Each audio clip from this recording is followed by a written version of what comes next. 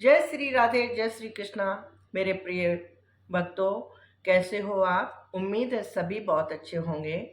और अगर कहीं कोई कमी होगी तो ये भागवत कथा सुनने से वो कमी दूर हो जाएगी। मुझे उम्मीद है, उम्मीद ही नहीं पूरा विश्वास है, ये कथा सबको सब कुछ देती है, आपको भी अवश्य देगी। तो आज मैं सुना रही हूँ उत्तरा के गर्भ में भगवान ने जो परीक्षित की रक्षा की, और अंतिम समय में भीष्म पितामह के पास भगवान गए हैं। इंद्रप्रस्थ में भगवान निवास कर रहे थे। महाभारत के बाद का समय था, इंद्रप्रस्थ में भगवान रह रहे थे। उसी समय भगवान ने एक दिन कहा, युधिष्ठिर अब मैं जाना चाहता हूं।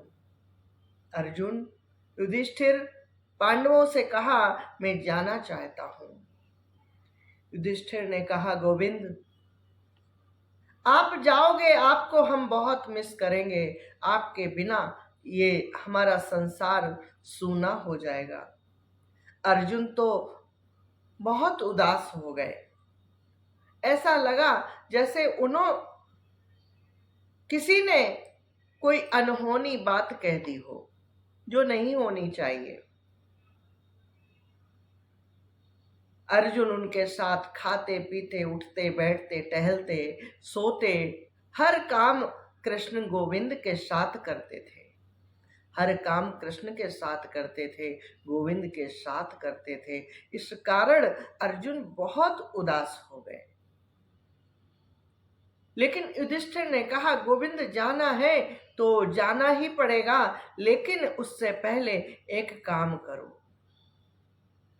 भगवान बोले, बड़े भाई क्या काम है, बताइए। बोले, जाने से पहले एक दिन भीष्म पितामह से मिल लो। वो बाणों की सेज पर लेटे हैं, ऐसा ना हो अंतिम समय उन्हें आपका दर्शन ना हो और आप भी उन्हें ना देख पाए। भगवान भीष्म पितामह के पास जाने के लिए तैयार हुए। भीष्म पितामह के पास जाने के लिए भगवान जब तैयार हुए, रथ पर चढ़ने ही जा रहे थे कि उत्तरा दौड़ती हुई आई। हुआ क्या था, अश्वत्थामा ने ब्रह्मास्त्र छोड़ा। पांडवों का वंश नष्ट करने के लिए अश्वत्थामा ने ब्रह्मास्त्र छोड़ा। पांडवों को मारना चाहता था, पांडवों का वंश नष्ट करना चाहता था। अश्वत्थामा ये चाहता ही नहीं था कि पांडवों का वंश चले, इसलिए उसने ब्रह्मास्त्र छोड़ा और उत्तरा का गर्भ जलने लगा। ब्रह्मास्त्र छोड़ा ही था, पास में आ भी नहीं पाया और उत्तरा के गर्भ में जलन महसूस होने लगी। ऐसा लगा उसका गर्भ गिर जाएगा, जल के भस्म हो जाएगा। तो उत्तरा दौड़ी दौड़ी आई, बोली, गोविंद पाहि पाहि महायोगिन, देव देव जगत पते, नान्यम त्वद भयम पश्ये, पत्र मृत्यु परस्परम। उत्तरा ने कहा, देवादिदेव जगदीश्वर गोविंद आप महायोगी हैं और आप ही मेरी रक्षा कर सकते हैं। हे गोविंद मेरी रक्षा कीजिए, मेरी रक्षा कीजिए। आपके अतिरिक्त इस लोक में मुझे कोई भी ऐसा नजर नहीं आता जो मेरी रक्षा कर सके। आपके सिवा सभी एक दूसरे की परस्पर मृत्यु का कारण बने हुए हैं, कारण हो रहे हैं। जो भी मर रहे हैं एक दूसरे की मृत्यु का कारण हो रहे हैं। उत्तरा कह ही रही थी, प्रार्थना कर ही रही थी कि गोविंद,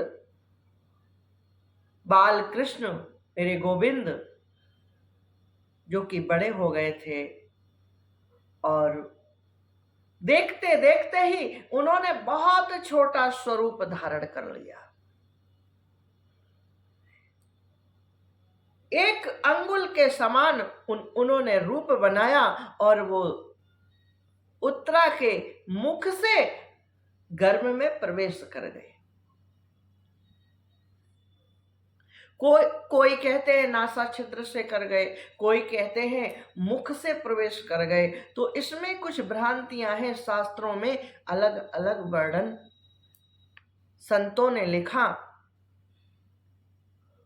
लेकिन श्रीमद् भागवत कथा कहती है कि वो मुख से उत्तरा के गर्भ में प्रवेश कर गए।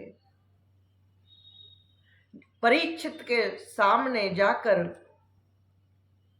एक अंगूठे के आकार का स्वरूप उन्होंने धारण किया और चक्र से उनकी रक्षा करने लगे। गर्भ के आसपास चक्र लेकर टहलने लगे। परीक्षित को लगा मुझे कोई बचाने आया है, हो ना हो ये ईश्वर ही हो सकता है। ईश्वर है या नहीं पता नहीं, लेकिन ये ईश्वर जैसा है। तो उन्होंने प्रणाम किया। ब्रह्मास्त्र के तेज को खत्म करके, ब्रह्मास्त्र के तेज को खत्म करने की किसी की शक्ति नहीं थी, लेकिन गोविंद के सुदर्शन में अद्भुत शक्ति थी। उसने ब्रह्मास्त्र के तेज को नष्ट कर दिया और फिर गोविंद बाहर निकल आए। भगवान बाहर निकल आए और जब तो उत्तरा ने जय हो जय हो जय हो करके भगवान को प्रणाम किया। उत्तरा ने कहा प्रभु आपने हमें बचा लिया। अब भगवान कुंती से बोले बुआ हम जाना चाहते हैं, हमसे कुछ मांग लो। सभी को उन्होंने कुछ ना कुछ दिया। अर्जुन को, नकुल को, सहदेव को, भीम को, युधिष्ठिर को और जो जो वहां पर थे सेवादार थे, बहुत लोग वहां पर थे, उन सबको कुछ ना कुछ मेरे गोविंद ने, मेरे प्राण वल्लभ ने सबको कुछ ना कुछ दिया। अब बुआ से बोले, कुंती से बोले बुआ हमसे कुछ मांग लो। मैं जाना चाहता हूं, आपकी आज्ञा मांग रहा हूं और आपसे एक बात कह रहा हूं कि कुछ मांगना चाहो तो हमसे मांग लो। कुंती बोली गोविंद क्या मांगू आपसे, मुझे जब जब भी जरूरत पड़ी है आप मेरे साथ खड़े हो गए हो और आपने हमें हर पल बचाया है, हमारे बच्चों की रक्षा की है। अब मैं क्या मांगू? और अगर सच पूछो तो गोविंद कुछ दे सकते हो तो एक चीज दे दो। क्या दे दूं बुआ? बोलो ना, क्या दे दूं?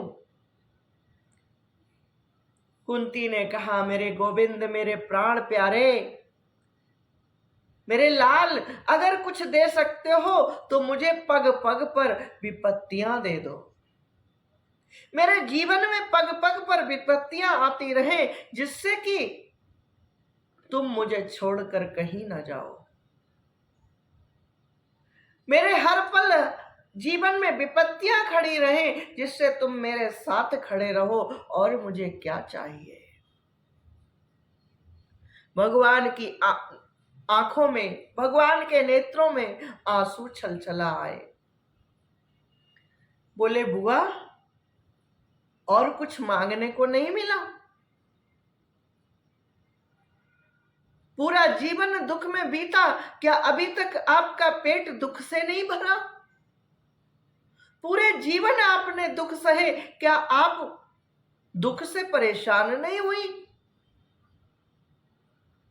अब सुख की बारी आई है तो कहती हो मुझे दुख दे दो, मुझे संकट दे दो, मुझे परेशानियां दे दो। नहीं नहीं बुआ, ये संभव नहीं है। हमारे पास सब कुछ है लेकिन दुख नहीं है, संकट नहीं है। मैं आपको दुखी नहीं देख सकता, मैं आपको संकट में नहीं देखता। मेरी बुआ मुझे माफ कर दो, मैं आपको दुख नहीं दे सकता। भगवान बुआ कुंती से गले लगकर फूट फूट कर रोए और फिर युधिष्ठिर बोले, कृष्ण चलो पहले भीष्म पितामह से मिल लो। तो गोविंद, द्रौपदी, कुंती, पांडव सभी लोग भगवान कृष्ण के साथ सभी लोग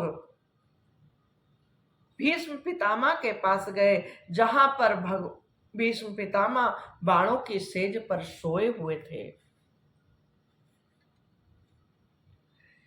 बाणों की सेज पर जहां पर सोए हुए थे, वहां भगवान कृष्ण गए और जाकर भीष्म पितामह को प्रणाम किया। बोले, पितामह मेरा प्रणाम स्वीकार करो। जैसे ही भीष्म पितामह ने देखा मेरे गोविंद आ गए, मेरे प्राणनाथ आ गए, भीष्म पितामह के प्राणों में प्राण आ गए। बोले, गोविंद तुम आ गए, मैं तुम्हारी ही राह देख रहा था। मैं देख रहा था कि मेरे गोविंद नहीं आए, मेरे प्राण प्यारे नहीं आए, मेरे कृष्ण नहीं आए, लेकिन मेरे मरने से पहले, मेरे जाने से पहले, मेरे शरीर छोड़ने से पहले वो जरूर आएंगे, वो अवश्य आएंगे, ऐसा मेरा विश्वास था। आप आ गए गोविंद, तुम आ गए, मैं बहुत खुश हूं, मैं बहुत खुश हूं, मैं बहुत खुश हूं। भीष्म पितामह बहुत खुश हो गए और भीष्म पितामह ने बहुत सारे प्रश्नों का उत्तर जानना चाहा, बहुत सारे प्रश्न किए और गोविंद ने उनके उत्तर दिए। अब गोविंद ने कहा, पितामह जाने से पहले कुछ हम लोगों को भी उपदेश दे दो, कुछ ऐसा सुना दो जो हम लोग जिसका कर्तव्य पालन पूरे जीवन में करें। जीवन जीने के लिए हमें बहुत सारे ज्ञान की आवश्यकता पड़ेगी, बहुत सारे ज्ञान की आवश्यकता पड़ेगी, इसलिए कुछ ज्ञान दे दो, कुछ ज्ञान की चर्चा करो पितामह। इससे क्या होगा, आपका समय भी कट जाएगा और हमें ज्ञान मिल जाएगा। भीष्म पितामह ने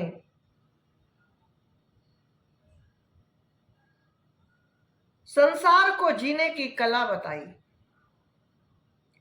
संसार में इंसान को क्या करना चाहिए, कैसे जीना चाहिए, सब कुछ बताया। वानप्रस्थियों को कैसे रहना चाहिए, सन्यासियों को कैसे रहना चाहिए, गृहस्थों को कैसे रहना चाहिए और पतिव्रता नारी को कैसे रहना चाहिए।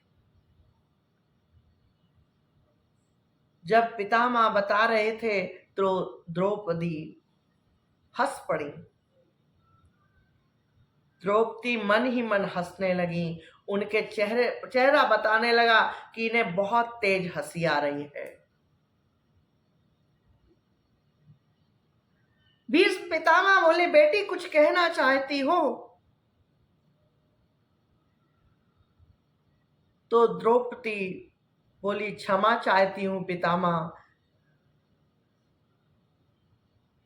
मैं कहना तो नहीं चाहती थी, लेकिन आपके उपदेश सुनकर मुझे हंसी आ गई। पितामह बोले, बेटी ऐसा क्या मैंने कहा जो तुम्हें हंसी आ गई? द्रौपदी बोली, पितामह नाराज नहीं होना, मैं बस इतना पूछना चाहती हूं कि आप इतने बड़े ज्ञानी थे, बहुत ज्ञान था आप में, ज्ञान का भंडार थे आप, लेकिन जब दुर्योधन हमारा चीर हरण कर रहा था तो आपको क्या हुआ था? क्या आप बोल नहीं सकते थे? क्या आपको बोलना नहीं चाहिए था? आप क्यों नहीं बोले? क्या कारण था कि आप नहीं बोले? पितामह की आंखों में आंसू आ गए। बोले, बेटी विधि के विधान को कोई नहीं बदल सकता।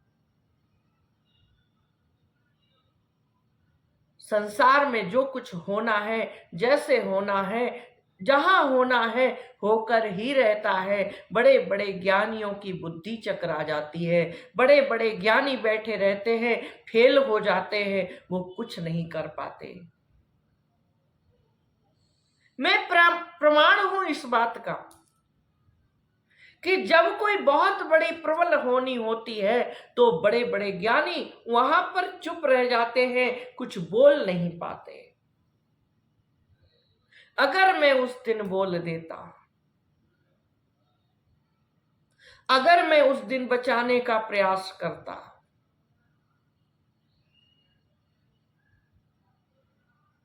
पहले भी धृतराष्ट्र से मैं कुछ समझाने का प्रयास करता, दुर्योधन को समझाने का प्रयास करता, तो ये सब होता ही नहीं। ये गोविंद की महिमा है बेटी, ये मेरी बच्ची, ये भगवान की महिमा है कि मेरे मुख से एक शब्द नहीं निकला। मैं क्षमा चाहता हूं, मैं क्षमा प्रार्थी हूं बेटी। जब उन्होंने भीष्म पितामह ने मैं क्षमा चाहता हूं, मैं क्षमा चाहता हूं सुना, तो द्रौपदी चुप हो गई। बोली, माफ करना, मैंने आपका दिल दुखाया, मुझे ऐसा नहीं करना चाहिए। अब भगवान बोले, पितामह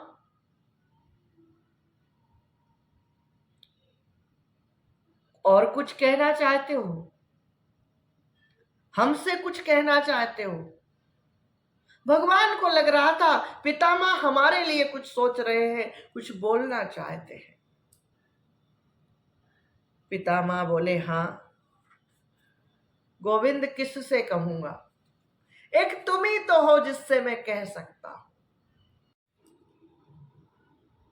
सदेव देवो भगवान प्रतीक्षता, कलेवरम यावदिदम हिनोम्यहम, प्रसन्न हासारूढ़ लोचनोल्लस, लसन्मुखाम्बुजो ध्यान पथ चतुर्भुजा।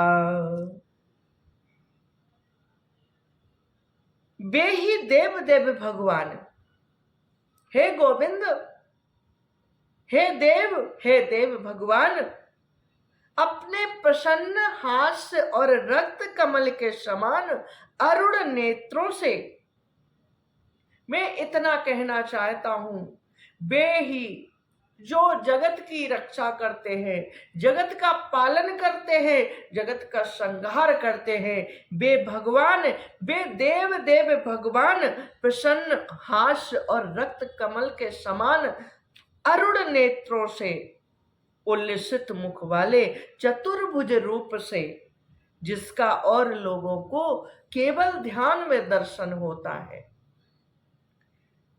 तब तक यहीं स्थित रहकर प्रतीक्षा करें जब तक मैं इस शरीर का त्याग न कर दूं। भगवान समझ गए भीष्म पितामह ये चाहते हैं मैं यहीं पर रहूं, मैं अभी जाऊं नहीं।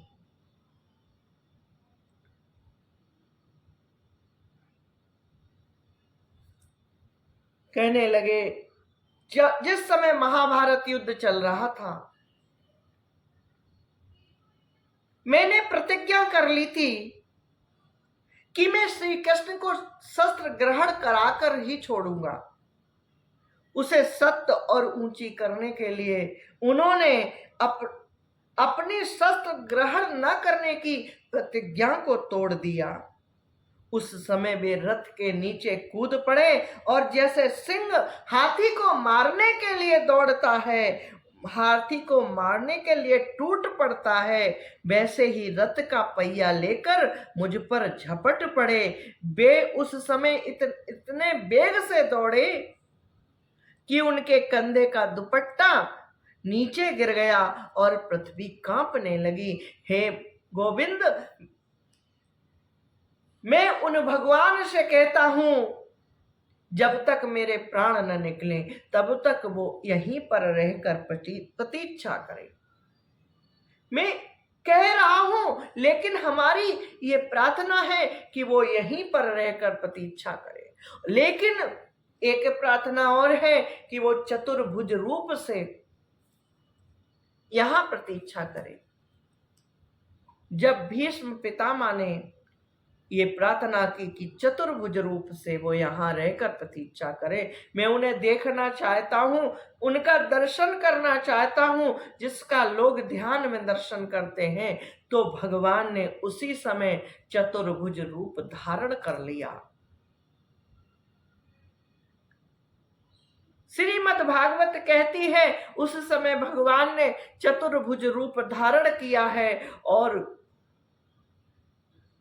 तब तक रहे हैं जब तक भीष्म पितामह ने अपने प्राणों का त्याग नहीं किया। भीष्म पितामह ने पूछा, गोविंद मैं बहुत खुश हूं। भगवान से कहा, मैं बहुत खुश हूं आपका ये स्वरूप देखकर। अब मैं आपसे एक बात जानना चाहता हूं। अभी तक तो मुझे लग रहा था, कंफ्यूजन में था, भगवान है या इंसान है, लेकिन अब मुझे पक्का हो गया कि आप ही नारायण हो। आपने चतुर्भुज रूप धारण किया है, आप ही नारायण हो, आप ही सृष्टि के पालन करता हो, आप ही सृष्टि के संहार करता हो और आप ही सृष्टि को जन्म देते हो।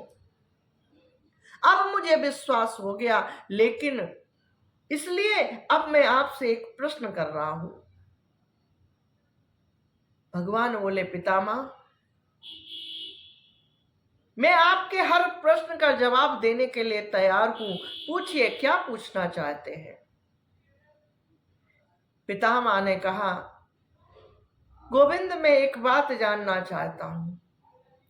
मैंने अपने जीवन में कोई भी पाप नहीं किया, ऐसा कुछ भी नहीं किया जिससे मुझे बाणों की सेज पर सोना पड़े, लेकिन ऐसा क्या कारण है कि मुझे ये बाणों की सेज मिली और मैं तड़प रहा हूं। इंसान को एक सुई चुभ जाती है तो उसकी जान निकल जाती है, एक छोटा सा कहीं चाकू लग जाए तो उसकी जान निकल जाती है, और मैं कई महीनों से बाणों की सेज पर लेटा हूं। इतने बाण लगे हैं कि मैं खड़ा भी नहीं हो सकता, मैं बैठ भी नहीं सकता। मैं क्या करूं? क्या कारण है? कारण तो जान सकता हूं। मेरे गोविंद, मेरे नारायण, मेरे पुरुषोत्तम, मुझे मेरे प्रश्न का जवाब दो कि मैंने ऐसा कौन सा पाप किया जिसके कारण स्वरूप मुझे ये बाणों की सेज मिली है। भगवान कहने लगे, पितामह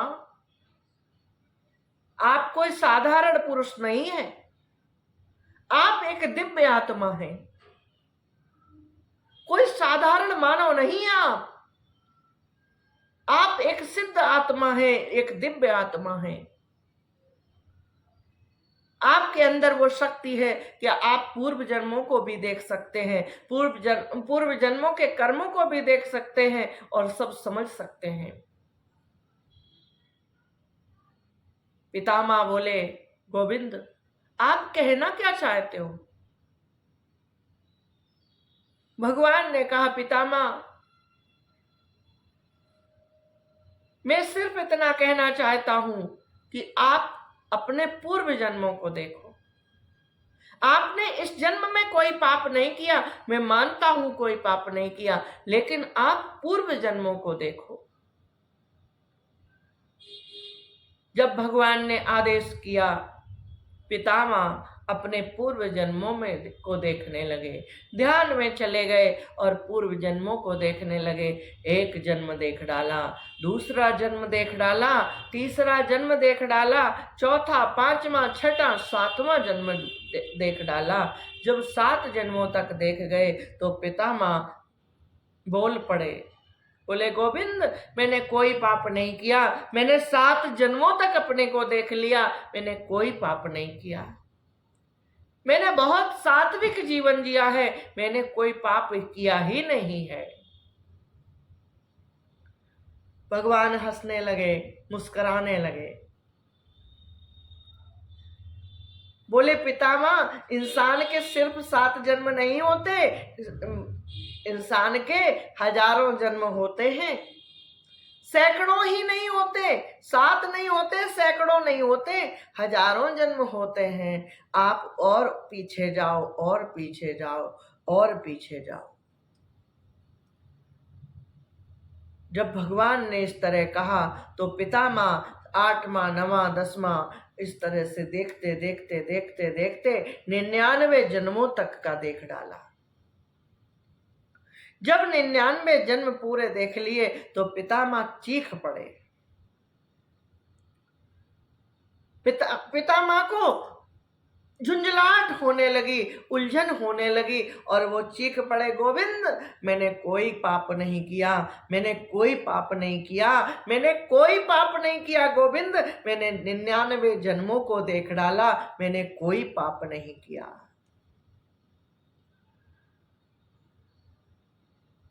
भगवान बोले, पितामह बस 99, सिर्फ 99 देखने में आप चकरा गए, आपको उलझन होने लगी। और देखिए, थोड़ा सा और देखिए, टेंशन न लीजिए, क्रोध न कीजिए, उलझन न कीजिए, थोड़ा सा और पीछे देखिए। जब पितामह ने 100वां जन्म देखा तो देखते क्या है कि वो एक ऋषि हैं, नित्य सुबह स्नान के लिए जाते हैं, प्रातः स्नान के लिए जाते हैं। और जब वो स्नान के लिए गए, स्नान किया और स्नान के बाद सूर्य भगवान को जल देने के लिए उन्होंने हाथ में जल लिया। जैसे ही हाथ में जल लिया, हाथ में एक सर्प आ गया, उस सर्प को उन्होंने छोड़ दिया और दोबारा से जल लिया। जब दोबारा लिया, दोबारा फिर आ गया, उसको भी उन्होंने छोड़ दिया। तिबारा लिया, तीसरी बार फिर आ गया, उसको भी उन्होंने छोड़ दिया। ऐसा उन्होंने 6-7 बार किया। जब 6-7 बार करने के बाद भी वो फिर से हाथ में आ गया तो उन्हें उलझन हुई, उन्होंने वहां न छोड़कर पीछे फेंक दिया। पीछे की तरफ जैसे ही फेंका, पीछे गंगा जी के पीछे झाड़ी थी, उस झाड़ी पर वो नाग गिरा जाकर और पीठ के बल गिरा, पीठ के बल गिरा और वो उसमें फंस गया। ऐसा फंसा कि वो 6 माह तक तड़पता रहा, न निकल सका, न उसे जल मिला, न पानी, न जल मिला, न भोजन मिला, न नाश्ता मिला, न दूध मिला, उसे कुछ भी नहीं मिला। वो भूख प्यास से तड़पता रहा, तड़पता रहा, तड़पता रहा, और 6 माह बाद उसकी मृत्यु हुई। बोले गोविंद, मैं ये देख रहा हूं। सब कुछ उन्होंने बताया कि मैं ये देख रहा हूं। भगवान बोले पितामह, पाप जान के हो या अनजाने में,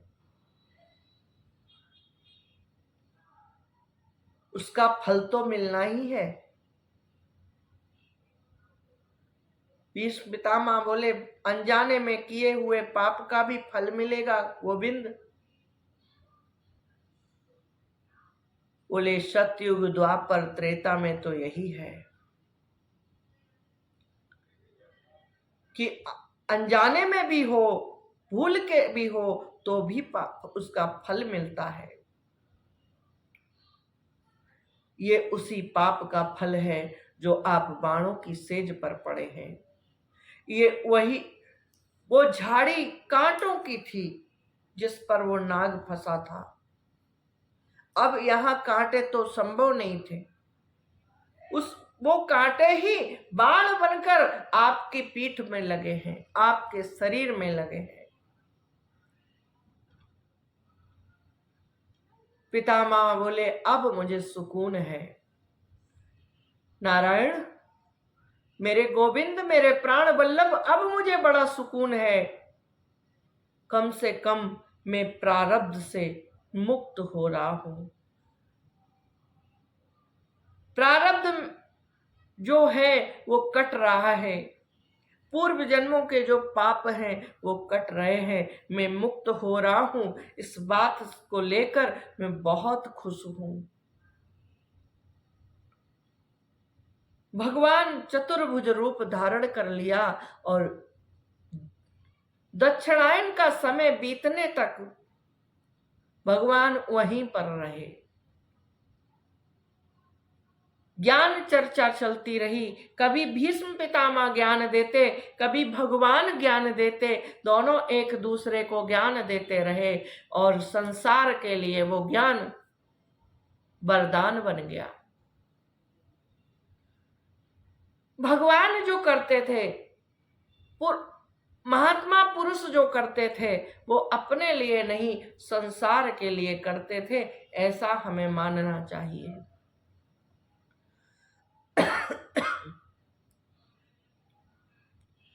दक्षिणायन का समय चला गया, उत्तरायण आया, और जैसे ही उत्तरायण आया, भगवान को भीष्म पितामह ने प्रणाम किया और इस संसार से विदा हो लिए। भगवान को देखते देखते उन्होंने अपने प्राण त्यागे। भगवान को प्रणाम किया और एकटक उनको देखते रहे और उनको देखते देखते अपने प्राणों का त्याग कर दिया। आज भी महापुरुषों में अद्भुत शक्तियां हैं। वो अपने प्राणों का त्याग तभी करते हैं जब उनकी इच्छा होती है। कहते हैं मृत्यु तो आती है, सबकी आती है, अमर कोई नहीं है, लेकिन वो अपनी मृत्यु का, अपने शरीर का त्याग वो अपनी इच्छानुसार करते हैं। उन्होंने प्रतीक्षा की। वो जिस तरह सभी योद्धा मारे गए, वो भी मारे जा सकते थे, लेकिन उनके प्राणों को भगवान ने भी बचा कर रखा। उत्तरायण के समय में भीष्म पितामह ने अपने प्राणों का त्याग किया। इसके बाद भगवान लौट कर आए और मत द्वारिका के लिए प्रस्थान किया। भगवान द्वारका चले गए। अब इसके आगे की कथा हम कल करेंगे।